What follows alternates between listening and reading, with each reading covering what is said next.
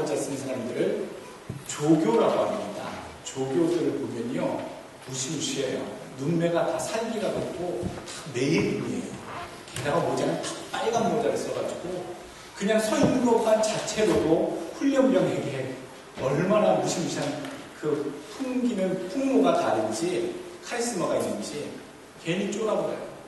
그리고 그 조교들이 시키는 대로 안 하면 가차없이 또 얼차를 받거나 또 벌칙을 받거나 이런 것들을 생각할 때 조교들은 넘을 수 없는 어마어마한 조련사였다.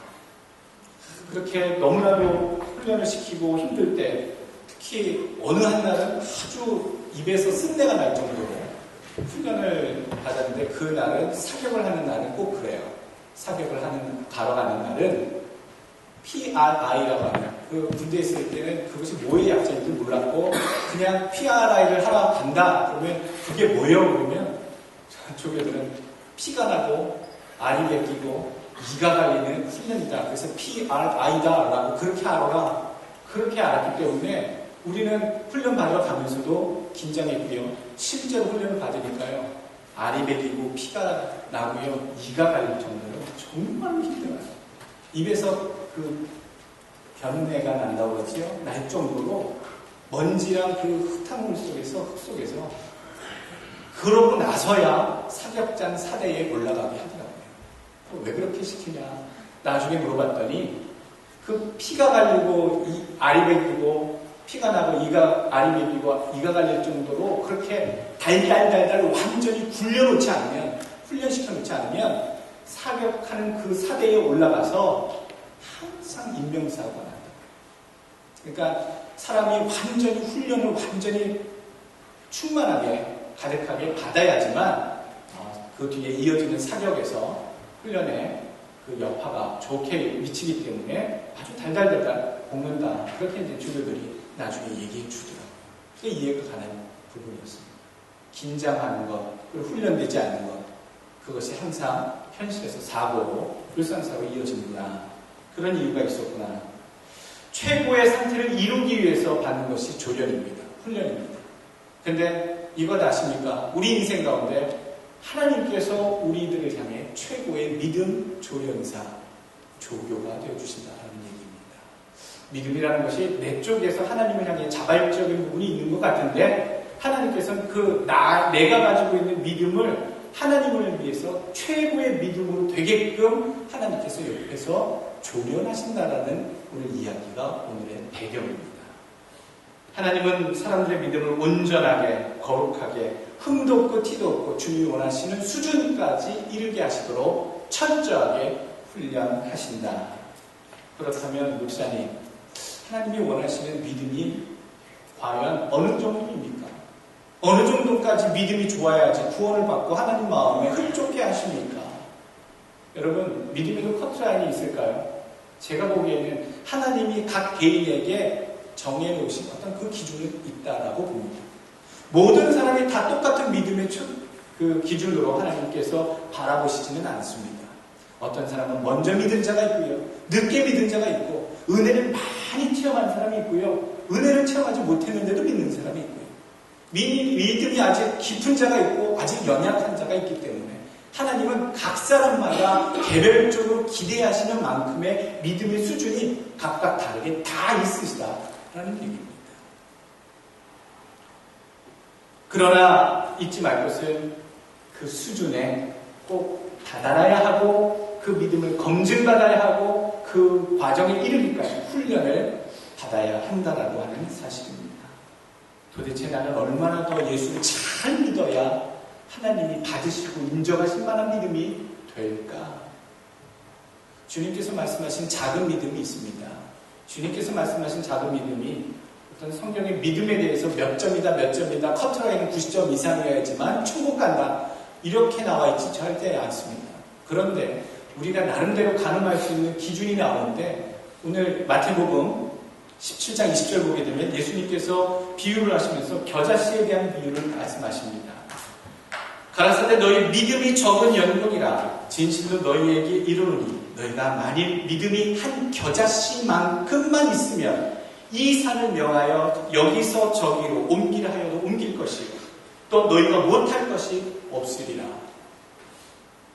예수님이 생각하시는 작은 믿음, 구체적으로 겨자씨만한 믿음. 여러분 겨자씨 얼마나 큰지 아십니까? 겨자씨 진짜 무슨 깨알보다도 좋습니다. 여러분 검정깨 아시죠? 검정깨. 그 검정깨의 한 절반 정도 크기? 그것보다도 더 작은 느낌의 씨앗이 겨자씨입니다. 정말로 눈꼽만치 정말로 보이지 않을 정도로 작은 믿음에 대해서 표현하시면서 겨자씨라고 표현하셨는데 그 겨자씨만한 믿음이라도 있다면 산이 여기서 저기로 옮겨질 만한 역사가 너희 가운데 있고 너희가 능치 못할 일이 없다라고 얘기하고 계시다는 거예요. 그 조그마한 믿음이 있다라고 해요. 그러니 주님께서 우리에게 원하시는 믿음이 과연 어느 정도 나에게 원하시고 계실 것인가? 나의 믿음은 어느 정도 주님께 보여드릴 수 있는 수준이 될 것인가? 우리가 이 시간 고민하고 나의 믿음을 증진시키는 각오가 이 시간 있으시길 주의 이름으로 축원합니다. 어느 누구도 혹독한 믿음의 과정을 피해갈 수 없다. 우리가 알아야 될 사건 두 번째입니다. 어느 누구도 피해갈 수 없다. 하나님이 훈련시키고 조련시키시는 그 과정을 절대로 피해갈 수 없습니다. 단계가 있어요. 하나님께서 잘못된 길로 또 더욱 높은 고차원의 믿음을 가게 하기 위해서 이렇게 저렇게 경고하시고 인도하시고 사인해 주시는 그런 과정이 있고요. 거기에서 우리가 계속 곁길로 가거나 잘못된 길로 접어들면 하나님께서 더 강력한 것으로 우리에게 깨닫게 하십니다. 경책하십니다. 오늘 솔로몬이 나오는 이 본문은 하나님께서 너무나도 멀리 떨어져 가버린 멀어져 버린 솔로몬을 하나님 채찍으로 질책하시는 그런 조력의 모습을 보여주고 계십니다. 타락한 솔로몬을 회개시키시려고 신앙으로 되돌리게 하시려고 오늘 하닷과 르손을 이용해서 하나님 그렇게 솔로몬을 주장하고 되돌리시려고 노력하고 계시다라는 얘기지요. 어느 누구도 피해갈 수 없습니다. 심지어 예수님도 못 피해간 것이 하나님의 조련의 과정이었습니다. 하나님의 아들 예수님이 굳이 신앙의 어떤 믿음의 시련, 메시아로서의 그런 자질에 대한 그런 과정을 확인하는 과정이 필요했었을까? 우리가 그렇게 의문이 드는데도요. 오늘 성경 마태복음 4장에 보게 되면 오늘 성령에 이끌려 마귀에게 시험받으러 광야로 나가시니라고 얘기하고 있어요. 마귀에게 시험받은 건 알겠는데 돌이 떡덩이가 되게 하라. 그렇죠? 배고프니까 육체의 지금 간절한 욕망을 채울 능력을 발휘해봐라. 성전 높은 곳에서 떨어져봐라. 천사가 너를 다치지 않게 할 것이다. 너의 권능에 대한 시험, 능력에 대한 시험. 또 온 지극히 높은 곳에 올라가서 온천하 만국을 보여주면서 나에게 경배하면 이 모든 온천하 만국의 영광을 다 너에게 주리라. 권세욕, 명예욕에 대한 그런 시험. 마귀가 다 도전하고 예수님께 건네지만 예수님 다 말씀으로 물리쳐 내십니다. 이겨내시지요. 궁금하지 않습니까? 오늘 마귀가 도전해서 예수님께 강권적으로 시험을 세 가지 펼친 것이 아니라 마태복음 4장 1절에는 성령에 이끌리어 마귀에게 시험받으시다라고 되어 있다는 것. 성령에 이끌리어.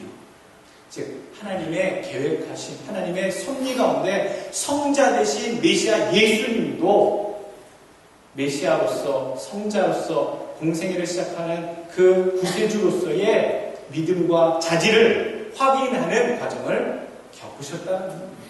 피하지 못하셨다는 겁니다. 무슨 일이 있으면 돌아가려고 하는 분들이 있습니다.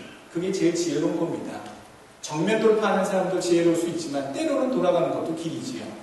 그런데 한 가지 우리가 놓치지 말아야 될 것입니다.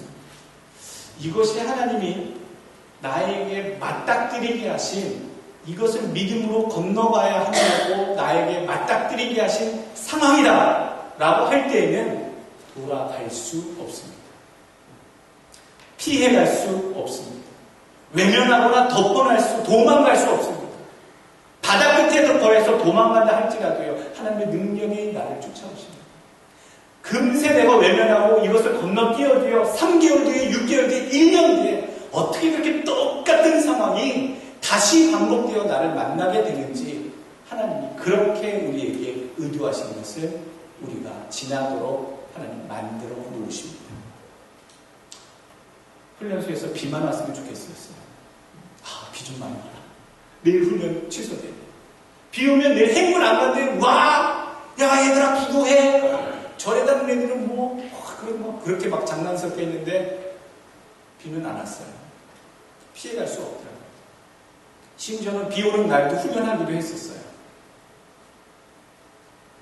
하나님께서 우리 인생을 통해 굳이 이런 어려운 일, 힘든 일, 고난의 일, 뜻하지 않은 참 고생스러운 일을 만나게 하신 이유가 뭘까?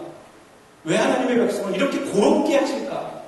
내가 예수 믿으려고 나올 때 하나님께 축복받고 잘되고 너무나도 평안하고 그런 형통한 삶을 구하려고 하나님께 나왔지, 내가 이렇게 예수 믿으면서 힘들고 어렵고 환난을 당하고 내가 이러려고 내가 예수 믿는 건가? 여러분 이런 생각 안 드십니까? 내가 무엇을 잘못했길래, 내가 무슨 잘못이 있길래, 내가 무슨 죄를 저질렀길래 하나님 내가 이런 일을 만나야 됩니까? 여러분 그런 질문 안 해보셨습니까? 하나님께서 우리가 잘못이 있든지 없든지 하나님이 작정하신 고난의 과정은 늘 존재한다라고 하는 것을 우리는 익히 알고 있어야 한다.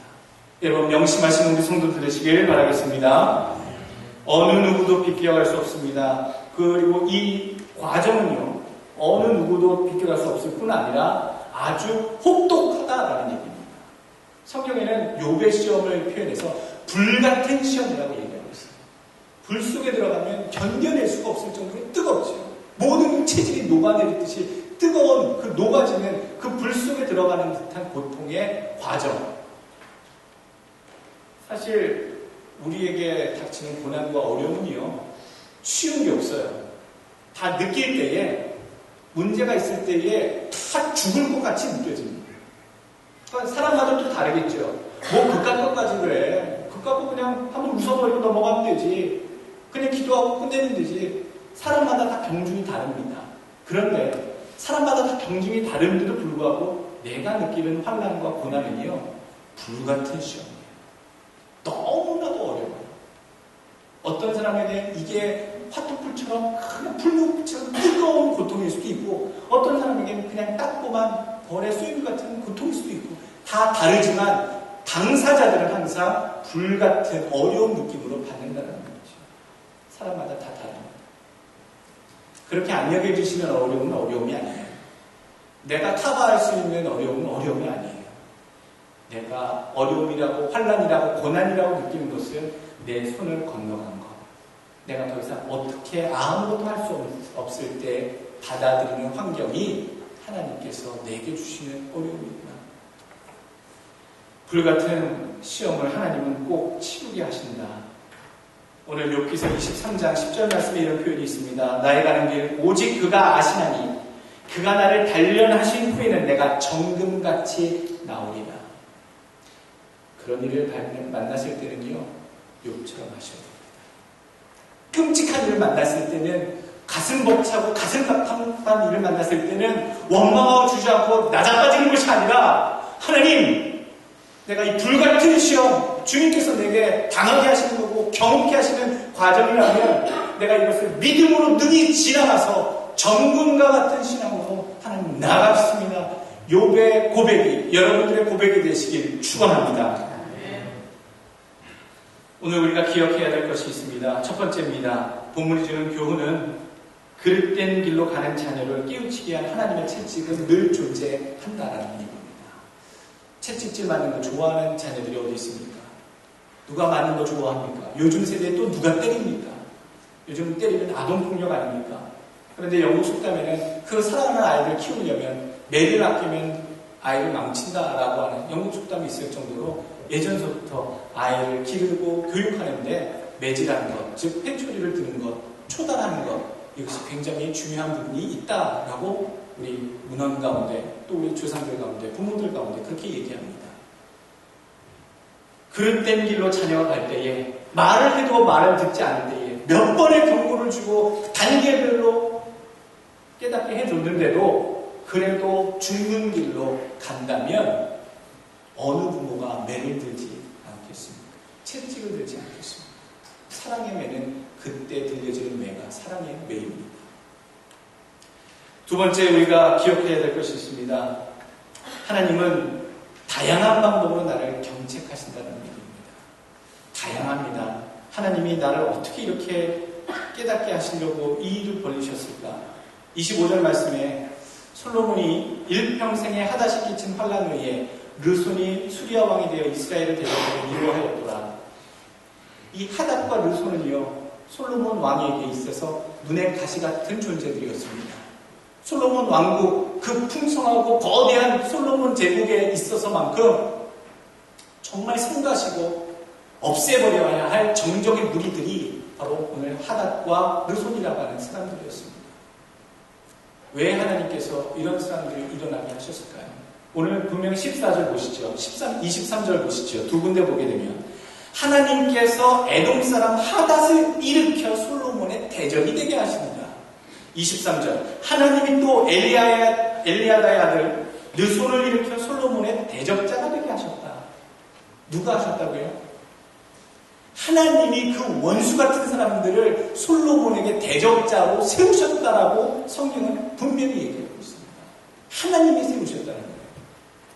아이러니하지 않습니까? 솔로몬만큼 하나님의 축복을 받은 사람이 없습니까? 우리가 얼마나 바라고 닮아가고 싶은 인물이 솔로몬의 그 지혜와 솔로몬의 부와 솔로몬의 명성과 권세와 그 모든 누렸던 영화를 모든 인류가 지금도 솔로몬 그러면 야 좋았겠다 최고의 영예를 누린 인간 이렇게 흠모하는데 그렇게 축복해 주셨던 하나님이 왜 그런 대적자들을 솔로몬에게 세우셔서 그의 마음을 괴롭게 하셨을까요? 그 이유가 오늘 나와 있습니다. 솔로몬은 원래 하나님의 축복을 받은 사람은 맞습니다. 열왕기상 3장 10절 말씀 하나님 앞에 1000번째 그 정성의 제사를 드리고 하나님께 맡겨주신 그 백성들을 잘 다스릴 수 있는 지혜를 하나님 주옵소서 했을 때에 3장 10절 솔로몬이 이것을 구하매 그 말씀이 주의 마음에 맞은지라 하나님이 너무나도 기뻐하셔서 감동받으셔서 구한 지혜 말고도 부와 명성과 권세와 장수의 모든 형통의 축복까지 더하여 주셨더라. 솔로몬이 엄청 받았다는 얘기예요. 하나님의 그런 약속을 받은 사람이에요. 근데 한 가지 14절, 3장 14절에 단서가 달려있어요. 열왕기상 3장 14절 내가 만일 내 아비 다윗의 행함같이 나의 길로 행하며 나의 법도와 명령을 지키면 내가 또 내 날을 길게 하리라. 아버지 다윗이 하나님을 숨겼던 것처럼 하나님이 원하시는 그 길로 그 명령과 그 법도를 지킬 때에 그것이 지속되게끔 하겠다라고 하는 단서 조항. 이게 무서운 겁니다. 우리가 하나님의 자녀들이에요. 백성들이에요. 세례받고 구원받은 백성들이 됐어요. 지속적인 하나님의 축복을 받기 위해서는 우리가 무엇을 해야 된다고 생각하십니까? 하나님의 말씀과 법도를 따라 사는 삶이 지속적으로 이어져야 한다는 얘기입니다. 우리의 축복의 연속성은 우리가 하나님께 얼마나 우리의 충성된 삶의 믿음의 모습을 법도를 지키며 율법을 지키며 하나님의 뜻대로 사는 모습을 보여드릴 때에 달려있다라고 하는 사실을 오늘 우리는 발견할 수 있다는 얘기죠. 11장 오늘 1절 말씀 보게 되면 받은 복 다 털어먹은 이유가 나옵니다. 참 안타깝습니다. 솔로몬이 그런 축복을 하나님께 무지무지하게 받았는데 정말로 행복했었을까? 부와 명예와 수없이 많은 여인들과 재물, 권세, 명성 얻었는데 정말로 행복했었을까? 어느 한순간이었을 것 같습니다. 결론은 잠언에 말했던 것처럼 다 헛되고 헛되다. 하나님 모든 것이 다 헛되도다. 허망하다라고 고백합니다. 결론은 허망하다. 하나님 안에서 그것을 온전히 누리지 못했고 자기가 실수해서 잘못 선용했기 때문에 느낀 그 체험, 헛된 거였구나 라고 최종 고백하고 있다라고 하는 사실입니다. 드디어 하나님은 솔로몬의 사람에게 채찍을 드시죠. 이 하닷이라고 하는 사람, 어떻게 보면요, 이 하닷이라고 하는 사람 되게 불쌍한 사람이에요. 객관적으로 믿음의 눈을 떠서 그 내용만 보면 자기 아버지 다윗하고 정복전쟁을 벌일 때에 있었던 에돔의 사람인데 에돔 사람의 그 젊은 청년 하닷이 모든 에돔의 형님들이 남자들이 다 죽고 6개월 동안 진멸당할 때에 겨우 목숨을 건져서 애굽으로 도망가서 애굽 바로왕의 은혜를 받아서 거기서 다시 재기할 수 있었던 기구한 운명의 사람이 오늘 하닷이에요. 이 하닷이 왜 평안한 왕궁 바로왕의 그 궁정생활을 포기하고 고국에 돌아가겠다고 했겠습니까? 복수하려고. 내 조국에 돌아가서 저 다윗 왕조 모압 장군을 통해 몰살당한 우리 형님들, 아버지들, 우리 친척들 원수를 갚겠다고 하는 개인적인 원수 갚음, 복수하겠다는 복수심을 불타는 그 임무를 이용하셔서 하나님이 솔로몬을 조련하고 계시더라고요. 또 밑에 있는 누굽니까? 하닷은 또 이 르손도 마찬가지입니다. 점령하여 쳐들어갔던 그 지역의 망명객 중에 한 명이 나중에 다메섹 근처에서 나라를 일으켜서 솔로몬의 아주 속을 썩이는 그러한 일들을 계속했다. 결국 하나님께서는요, 어떤 사연이 있지만 어떠한 사연들을 갖고 있는 사람들을 통해서든지 하나님의 일들을 하시기 위해 도구로 사용하실 수 있다는 얘기입니다. 11장 1절 말씀, 솔로몬이 참 험난한 길로 갑니다. 11장 1절 말씀 보시게 되면 솔로몬 왕이 바로의 딸 외에 이방의 많은 여인을 사랑하였으니 곧 모압과 암몬과 몬과 시돈과 한 여인이라. 여호와께서 일찍이 이 여러 백성에 대하여 이스라엘 자손에게 말씀하시기를 너희는 그들과 서로 통혼하지 말며 그들도 너희와 서로 통혼하게 하지 말라. 그들이 반드시 너희 마음을 돌려 그들의 신들을 따르게 하리라 하셨으나 솔로몬이 그들을 사랑하더라. 하나님 말씀 안 들어요. 우상 숭배 분명히 하게 될 것이다. 그리고 그 민족들과는 결혼도 하지 말고 백성들과도 통혼하지 못하도록 막아라 했는데 왕서부터 시작해서 모든 백성이 이르기까지 그렇게 하지 말라는 우상 숭배하는 족속과 결혼을 하라고 이렇게 독려하는 그릇된 길을 솔로몬은 가고 있습니다. 오늘 11장 6절 말씀, 하나님의 솔로몬에 대한 평가입니다. 솔로몬이 11장 6절 여호와의 눈앞에서 악을 행하여 그의 아버지 다윗이 여호와를 온전히 따르지 아니하고 모압에 가증한 그모스를 위하여 예루살렘 앞 산에 산당을 지었고 또 암몬 자손에 가증한 몰록을 위하여 그와 같이 하였으며 그가 또 그의 이방 여인들을 위하여 다 그와 같이 한지라. 그들이 자기 신들에게 분향하며 제사하였더라. 9절 말씀, 솔로몬이 마음을 돌려 이스라엘의 하나님 여호와를 떠남으로. 하나님을 떠났어요. 우리 젊었을 때 하나님을 찾고 하나님을 위해서 살겠고 일천번제를 드리고 어쨌든지 간에 막판에는 말년에는 나이가 많이 들어서는 하나님 완전히 떠났어요. 그때서부터 하나님의 채찍질이 시작이 됩니다. 하닷과 르손이라고 하는 인물을 통해 오늘 하나님 채찍질하고 계십니다. 돌아오기 바랍니다. 이걸 아셔야 됩니다. 하나님께서 우리 인생들 조련하실 때는요, 여러 가지 방법을 써서 우리를 하나님의 곁으로 다시 되돌아오게끔, 죄의 길에서 떠나게끔 하나님은 그렇게 치십니다. 건드리십니다. 막으십니다. 자꾸 끌어오십니다. 때로는 가장 내가 싫어하는 사람을 통해서도 그렇고요. 가장 치욕스러운 인물과 방법을 통해서도 하나님께서 나를 굴복시키시고 하나님께로 나오게끔 만드실 수 있다는 것. 오늘 솔로몬의 경우를 보시길 바라겠습니다. 오늘 세 번째 우리가 명심해야 될 사항은요, 하나님의 경고를 무시한 인생은 하나님의 채찍의 손길에 재촉한다. 하나님의 채찍의 손길을 재촉한다는 얘기입니다. 하나님이 처음부터 그렇게 무섭게 다그치지 않으십니다. 하나님께서 우리 인생이 잘못된 길로 갈 때에는 하나님께서 늘 경고하십니다. 아니다. 죽는다. 죄악이다. 잘못했다. 옳은 길이 아니다. 라고 얘기하십니다. 어떻게 알아요, 목사님? 누가 얘기해줘요? 그거요, 쉽습니다. 여러분, 우리 마음속에 다 양심이라는 게 있잖아요. 양심에 찔리는 일을 하면 여러분, 대부분 양심에 찔리는 일을 하게 되면 법으로 다 금해놓은 조항을 위반했을 때 우리의 양심이 찔리게 됩니다. 그러니까 범법자가 되는 거죠. 법의 조항이 없더라도요, 양심이 안 찔리더라도요, 비록 그런 상황은 아니어도 하나님께서 원하시지 않는 일을 할 때에는 마음속에 편하지가 않습니다. 하나님이 싫어합니다 하시는데 우리 마음속에 계신 성령님께서 마음이 행복하시겠습니까? 평안하시겠습니까? 우리에게 잘했다고 칭찬하시겠습니까? 결코 그렇지 않습니다. 예수를 주로 믿는 사람들마다 받은 성령께서요, 양심의 문제도 있지만 그 이전에 우리 마음속에서 이 일은 하나님이 원하시는 길이 아니다, 옳지 않다, 바르지 않다라고 하는 그 음성이 우리 귓가에 마음속에서부터 들려온다는 얘기예요. 우리가 스스로 안다라는 거죠.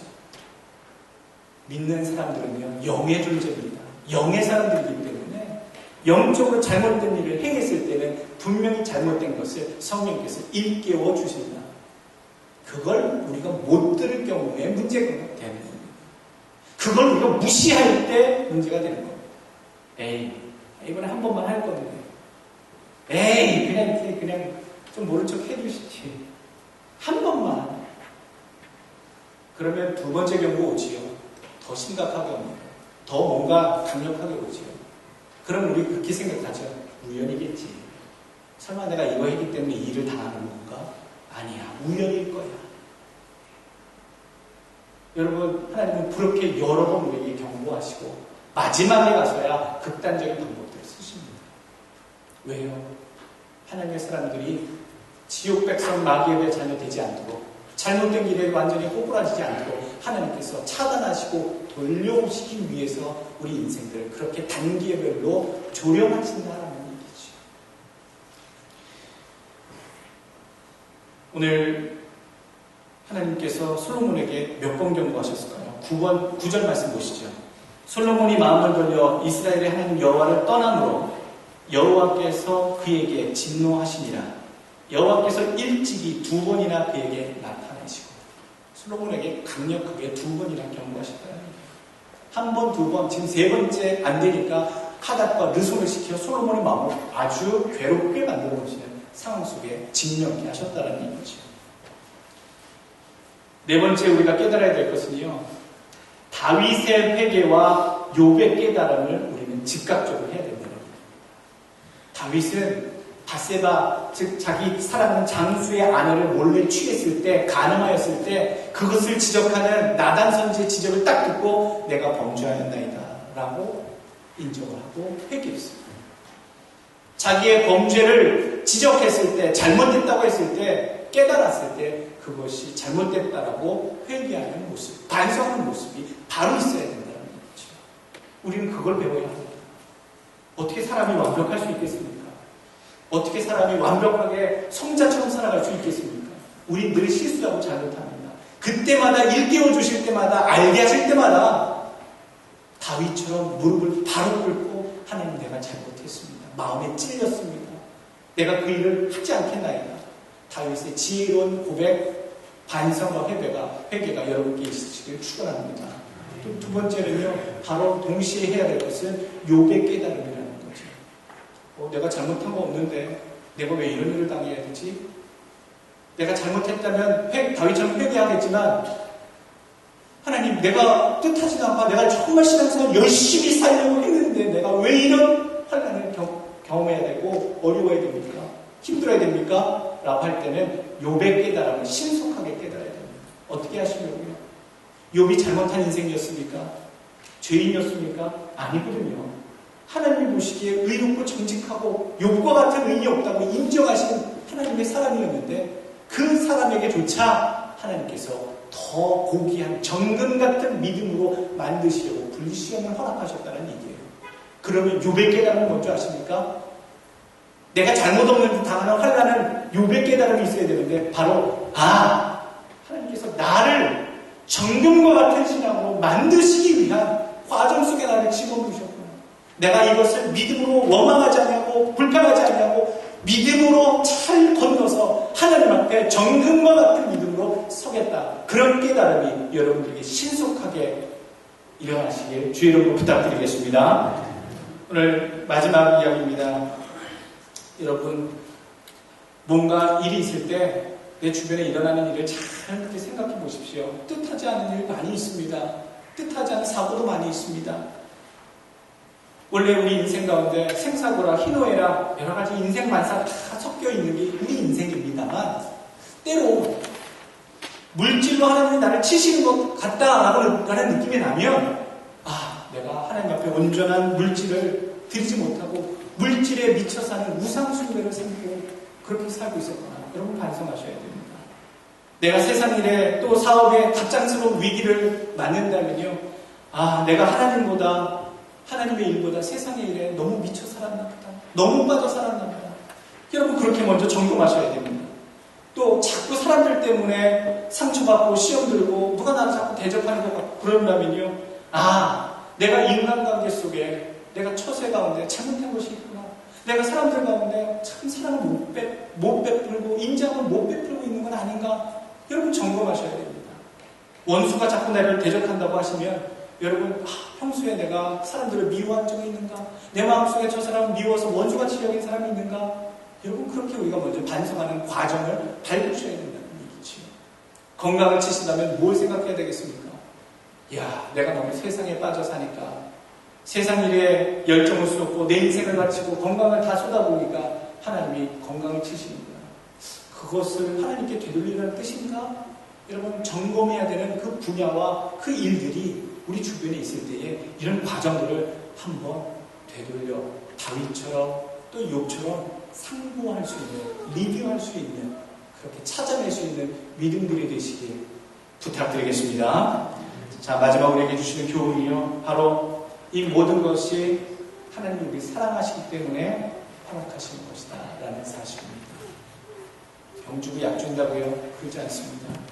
최고의 극상품, 최고의 믿음, 하나님이 천국에서 기쁘게 거둬들일 수 있으실 만큼의 알곡으로 만드시기 위해서 우리를 그렇게 조련하시는 그 이유는 우리를 정말로 사랑하시기 때문이다라는 얘기죠. 그 사랑하시는 자들을요, 징계하신다라고 하는 표현을 쓰지 심판하시겠다라고 하는 표현 절대로 안 쓰십니다. 잘못했을 때 징계는요, 그 어려운 벌칙을 받고 그 다음에 계속 이어서 잘해라라고 하는 분발을 요구하는 그 벌이 징계고요. 심판은 이전에 모든 했던 과오 행적들을 다 보아서 잘잘못을 가려서 결단을 내리는 판결이 심판이라는 얘기예요. 주를 믿는 자녀들에게 항상 사랑으로 징계하신다는 얘기는 우리가 주 앞에 어떤 모습을 보이며 나와야 하는지를 주님 기다리고 계시다는 얘기입니다. 요한계시록 3장 19절 말씀, 물은 내가 사랑하는 자를 책망하며 징계하느니 그러므로 네가 열심을 내라, 네가 회개하라. 여러분 그 음성이 나의 고백이 되길 주의 이름으로 축원합니다. 정말로 기억해야 할 두 가지, 베드로전서 4장 12절, 사랑하는 자들아 너희를 연단하려고 오는 불시험을 이상한 일 당하는 것 같이 이상히 여기지 말고 오직 너희가 그리스도의 고난에 참여하는 것으로 즐거워하라. 즐거워하십시오. 나를 하나님 정말로 값지게 만드실 훈련 속에 나를 넣어주신 것을 기쁘게 즐겁게 여기시길 바라겠습니다. 또 고린도전서 10장 13절, 사람이 감당할 시험 밖에는 너희에게 당한 것이 없나니 오직 하나님은 미쁘사 너희가 감당치 못할 시험 당함을 허락지 아니하시고 시험 당할 즈음에 또한 피할 길을 내사 너희를 능히 감당케 하시느니라. 여러분 불같은 시험 진행 중인 분 계십니까? 잘 이겨내십시오. 나는 정말 죽을 것 같은 힘든 상황에 있어도요, 하나님 그것을 잘 지켜보고 계시고 믿음으로 승리해서 건너가길 바라고 계십니다. 오늘 마지막 감당하지 못할 시험은 안 주신다고 하셨으니 여러분도 믿음으로 또 즐거움으로 예수 그리스도의 고난을 생각하며 욥의 고난을 생각하며 하나님이 나를 조련하시는 절대자 조물주 우리 하나님 되신 것을 잘 깊이 생각하며 좀 더 옥토와 같은 믿음, 금강석과 같은 믿음, 하나님 앞에 보이시는 믿음 되시길 주의 이름으로 축원합니다.